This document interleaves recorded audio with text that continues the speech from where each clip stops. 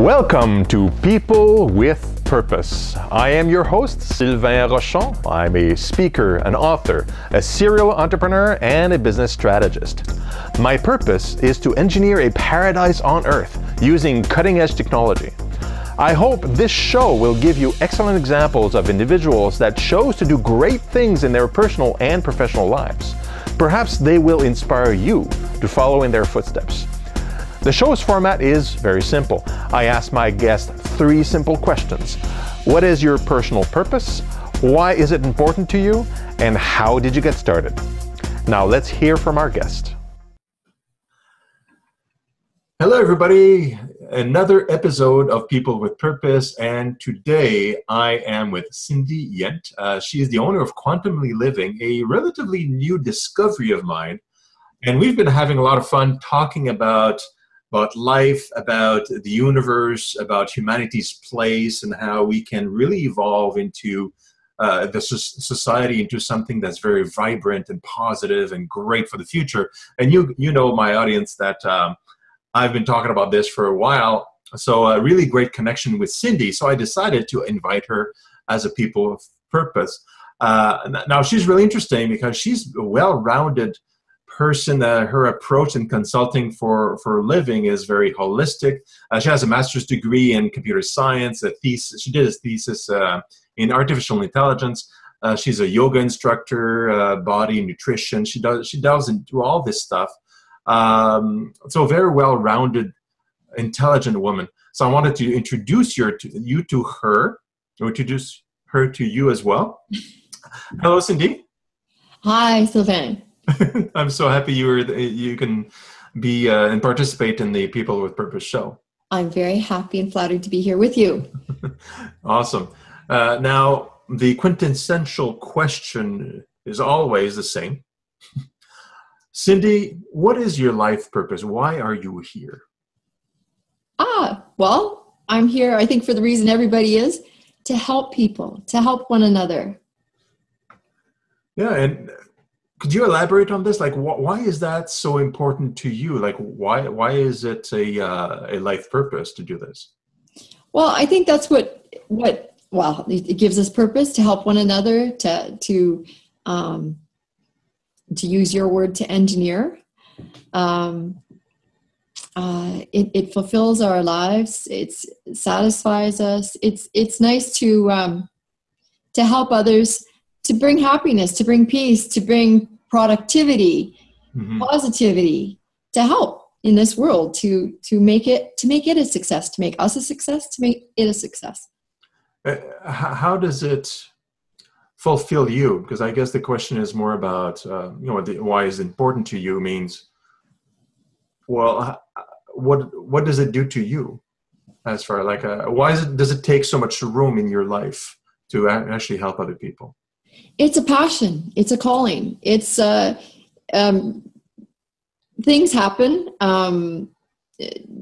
Like I was telling you about the word quantum. It's just these things that kind of come out of the blue. Your intuition, the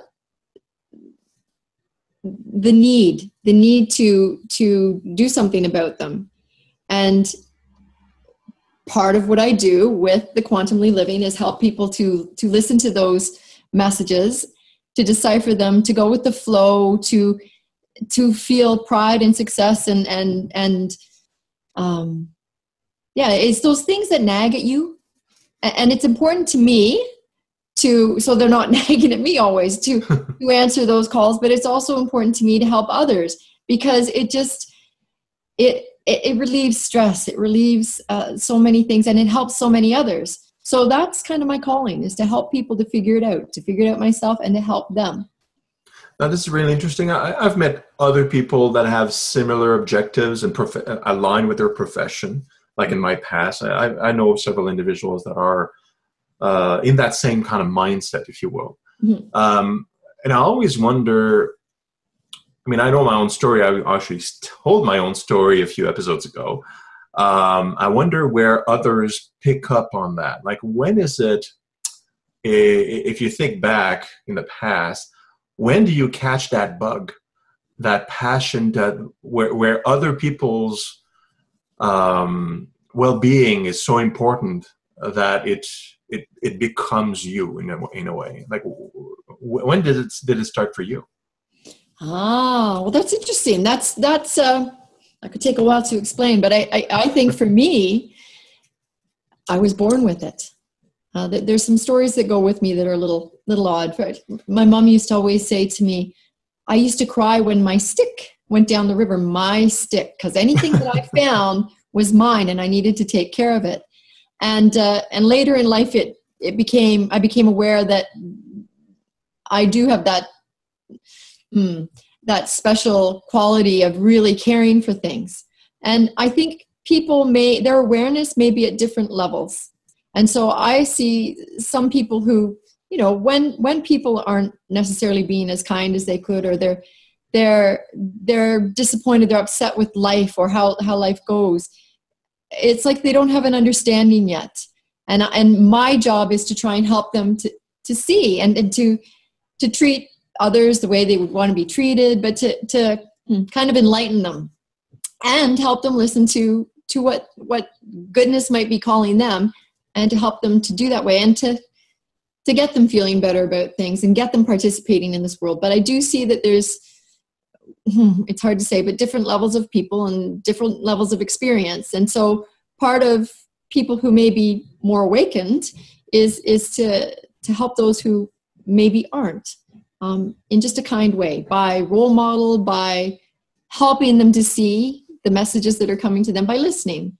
A lot of it's their intuition, and they need to learn to tune in. And these days, that's part of what I do is there's so much stress and anxiety, and people get clouded in their minds. And so hence all that mind study, I help them to unclutter it and to listen, and then life becomes easier. And it's just always been a part of how my life has gone and how I can help people. Excellent. Oh, that's really interesting. It brings a question to mind, like if you think about percentages, if you will, because that's the easiest way I can explain it. Like, how many people do you think are woke? I know that's a new word for me. Woke. Awakened. Be awakened, being aware or conscientious. How many people are actually in that state like you are, kind of natively? And how many are like what I call a little bit like zombies? Like, they're just going through life, and they may have that spark, but it's not something that's awakened. You need to kind of illuminate it. You know what I mean? Like, I do. What do you feel is the world composition right now, and that you're trying to bring, in which you're trying to bring more conscientious? That is a very, very good question. And I don't know the answer for sure. Certainly in the circles that I travel, I can see, and often I felt that there's more who aren't. Like I say, there's different levels. Mm-hmm. And then you'll come across somebody who really is, or even more than you are. And they understand, you can understand one another, and you get it, and then work together for goodness. Mm-hmm. However, having said that, I think I was telling you a story that a few New Year's ago, I was surfing at New Year's, and although I had a calling years earlier, it was that day that it was pulling more together. And I found groups of people. They're actually having conferences, big conferences, with people who are like-minded. And so there are definitely pockets all throughout the world. We run into them all the time.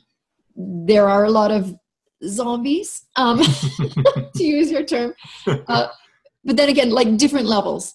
So I see the older and wiser I get, that our purpose is to help those, to help each other more, to awaken them more. Yeah, this kind of assumes that, and again, I have my own answers to this, but I want you to kind of elaborate on this. We're kind of assuming that everybody, including what we call the zombies, or what I call zombies, that are just going through life, that they also have it within them to develop a compassionate aspect, so to empathy towards others, and to create happiness inside their own lives, that they have the capacity to do it inside them, even though currently they may have difficulties in finding it, right? Yeah. So do you believe the majority of people actually have this within them? Absolutely. People have the ability. Whether they are ready to accept it is another story. Responsibility is a huge human aspect that people really need to own up to be respectful to themselves, responsible. And they're the ones responsible for their happiness and control of what they do, and for helping others or not helping others. They're responsible. Mm-hmm.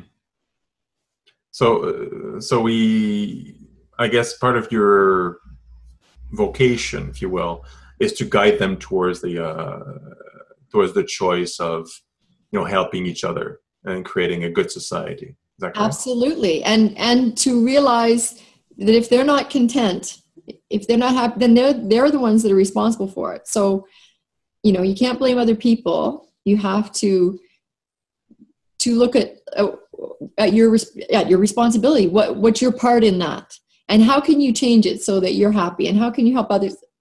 Once that starts to unravel, then it spreads. So you can get a person who is quite depressed and things have happened. But then with other people around, good people with other experiences to help them see, that's just, it's so rewarding.